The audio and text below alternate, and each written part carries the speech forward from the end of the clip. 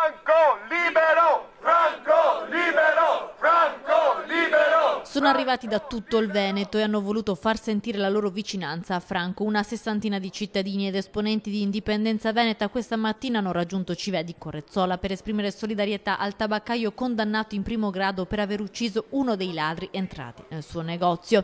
Hanno raccolto dei soldi e li hanno portati a Franco Birolo. Lui per tutta la mattinata non è mai uscito dal suo negozio e ha continuato a lavorare. Conserverò assieme alle altre, ma non vorrei usarle per questi fini qui.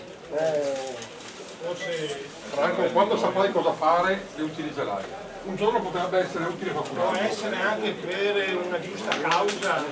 Oggi a Civè c'era anche Walter Onichini, il macellaio di Legnaro, che nell'estate del 2013 ferì alla gamba un ladro che stava entrando in casa e ora è accusato di tentato omicidio e il 10 marzo ci sarà la prima udienza in tribunale. E dopo aver difeso le nostre famiglie siamo anche indagati e oltretutto a distanza per corrispondenza. Non vogliamo un altro caso Hermes Mattielli, hanno detto i venetisti, che però condannano le minacce rivolte al giudice che ha pronunciato la sentenza del tabaccaio. Però vogliamo giustizia per i veneti, non per un ladro che tenta di ammazzare un nostro fratello veneto e poi ci troviamo con il fratello veneto condannato a pagare e addirittura al carcere.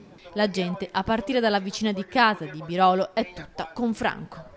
Questa volta che hai pensato che ha fatto bene, quando perché sarebbe stata buona anche a me, perché se ora mi colpa a me, tutto va a finire, mentre poi io fa morire, forza dei pensieri. Sono così amareggiato che non ho parole da descrivere queste ingiustizie. La legittima difesa è sacrosanta. Dobbiamo pensare noi a fare gruppo, a fare squadra e aiutarci a vicenda e difenderci a vicenda.